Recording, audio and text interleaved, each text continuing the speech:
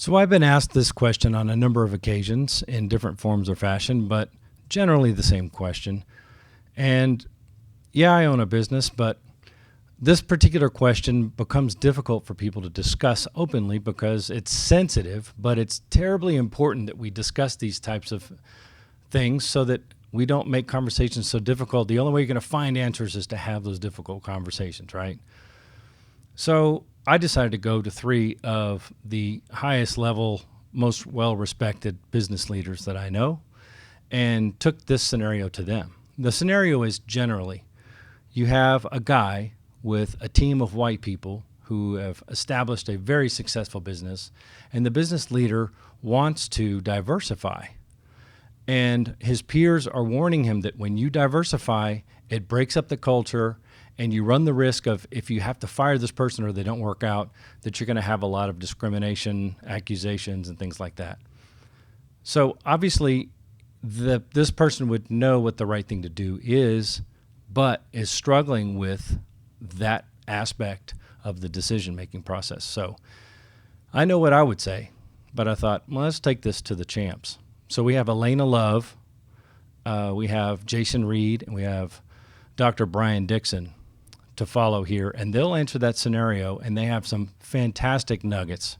Everybody has a different perspective coming in from different levels and different perspectives, different types of businesses, but all at a high level of success. So I'd love to know what you think after you listen to these folks. They're absolutely fantastic. I respect them a lot and appreciate their time in doing this. So let's check them out. So it's interesting because the question suggests that this individual may not be so sure about the culture he's created within the organization. Will it be a culture of receptivity for him? Will the individuals hired into the organization, regardless of color or other diversity differences, be welcomed by the current staff? Has he created a culture of inclusion or exclusion in the organization? So if I were in that position, that would be the first question I would ask this individual, and what needs to be done to prepare the organization to be supportive of new individuals coming in, regardless of their background. I don't believe that restricting someone from being a potential hire into the organization based on their race or other dimensions of diversity is obviously the right way to go. If that were the case, we'll never see anything but white male organizations, right? Women would never be in the organizations. People of color would never be in the organization. People of different sexual orientations would never be in organizations, et cetera. So I think the bigger issue is, am I prepared to manage an environment that is receptive and inclusive? And if I'm not, then I've got a lot of work to do, because anybody I ultimately bring in, other than someone who looks exactly like me and thinks exactly like me, is not going to be successful. They're going to fail because the organizational structure and culture is set up for them to fail, not for them to be successful.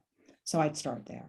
And I've been in situations or heard about situations just in the last year that are actually the reverse of that, where the organization made a decision to bring in a person of color and exclude someone who was a non-minority, because they wanted to be seen as filling the bill, be seen as creating a diverse environment.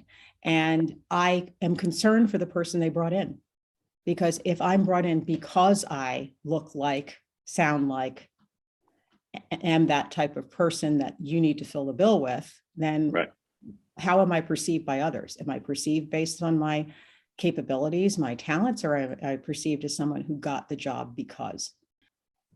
It's about more than just, do I bring this person in? Am I going to be worried if they're not successful? Because the question itself suggests, I don't think this person's going to be successful. When they're not successful, it's hard to get rid of them. And I don't want to look like the bad guy because I got rid of them. I would say you look like the bad guy because you didn't prepare the culture for that individual to be a part of it and successful in it. I think a better question for that person to ask is not should I or shouldn't I, but how do I do this in a way that allows everybody in the organization to be successful and everybody to learn and grow from the experience in a positive way? Well, I guess I'd start by the purposeful part. It's nothing wrong with being purposeful, but wanting to be having a more diverse group of people. If you have 15 guys that all look like me in a room, you have 15 of the same opinion. And who wants that? It's a diverse world. And if your team is going, why are you bringing these people in here? The answer is really simple. It's because I want more opinions than just the world that the 16 of us live in. There's a whole other part of the world that we don't understand and we're not going to get. And I want to get it. I want to understand it. So if someone was on the team and challenging me on trying to have a more diverse team, I'd be challenged as why they were even on my team. Because it's not that hard to understand why I want to be more diverse. Now, the second piece of this of the horror stories about people suing you and all this other kind of stuff, there's always stories. But I don't live in a world where I think that people are out there to try and sue you because they are of a whatever race they are. Now, if you are someone who is going to say things you shouldn't be saying and you deserve to get sued, well, then you deserve to get sued, right? If you're going to be discriminatory in your hiring practice or how you treat people when they're in the workplace and you get sued, I have no, whatever, that's on you.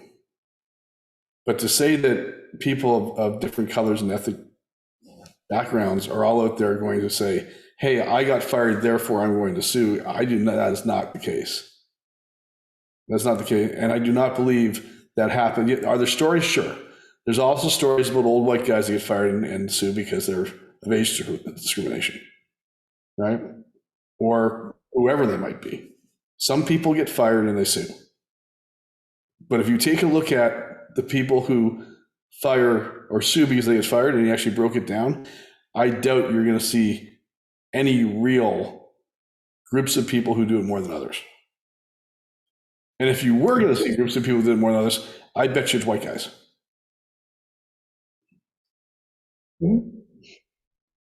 I mean, it's like serial killers. There's more white guys who are serial killers than anything else on the planet, right? So we're more litigious. We think we're smarter than everybody else, and therefore, if you fire me, you're wrong. I'm right. So my answer is hire the right people. Yes, you should be diverse because you don't know what you don't know. And if your team doesn't like it, change your team. And you kind of have to look at yourself too. If you built a team this can be challenged by you trying to diversify the team, then what have you built? How did it get there? What do you really stand for? What are your core values? And having an exercise in core values might be a really good experience for you. So if I was speaking to anybody running a business, especially wanting to make their workforce look more like the workforce that they're serving, one of the first things I encourage them to do is learn subjective versus objective. So subjective is where you put your opinions on things. Objective is where you can have a measure, some kind of metric to hold them by. And so in the case of hiring white dude, black dude, any dude, there should be some metrics that are very universal. Hey, did you make 10 phone calls if you're in sales? If you are in operations, how many people have turned over in your department? If you are in financials, are your books and reports being turned in on time? So there's some and those are, it's either a yes or no kind of thing. Where a lot of people get into trouble is kind of the subjective part. It's that professionalism part. And so, and especially in medicine, we get this a lot. It's where the surgeon or the doctor says, well, they came in and I didn't like the way that they wore their hair, or they used the word axed instead of asked, right? So all of those little nuances, there's so much subjectivity to all that stuff when it comes to professionalism. It's a double-edged sword, and I always I'm going to encourage a lot of my friends to be very cognizant and be very thoughtful, because that stuff will bite you in the butt. But yeah, if people aren't showing up to work, that's a yes or no question. Did you get here on time? Did you clock in within 5 minutes? Did you complete the KPI? So those are those big businessy terms that if you want to learn more about that stuff, I'm sure there's a business consultant somewhere that can teach you all that stuff, because I'm trying to figure this shit out for myself. But yeah, it's make a concerted effort to know subjective and all, professionalism and your own biases versus objective, which should be able to be measured regardless of your gender or your race or your color. having a cultural impact on the business, number one, is good for business because you get to enter more markets. You get a lot of people that may not know your brands who are very interested in what you're doing because they can go to the website and see somebody that looks like them.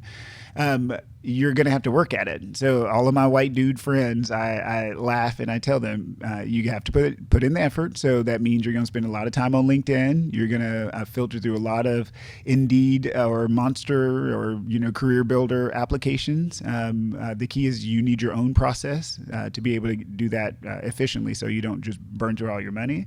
And then talk to people. And then when you're talking to folks, especially a lot of the black folks that I know in the workforce now at the kind of middle management, upper management level, they want to know that you've done the work. Have you read? Do you know what has been talked about lately when we say decentering whiteness? Do you know what that means? When we say implicit bias, do you know what that means? Because we've been at this kind of racial reckoning for at least a year. I mean, theoretically since the civil rights time. But if you haven't done your shit and gotten your shit together by now, you're going to have a hard time recruiting because they're going to be asking and expecting you to have read some books and learned some of these terms.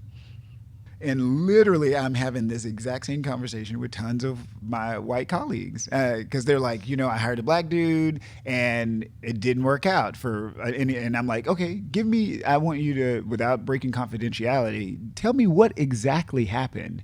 And it's stuff like, yeah, I hired him for a job. We did a contract. They didn't show up on time. And so I finally had to get rid of him. But then I start to feel guilty, or then they file a EEOC complaint or blah, blah, blah. And I'm like, at the end of the day, if they don't do the damn job, you fire them.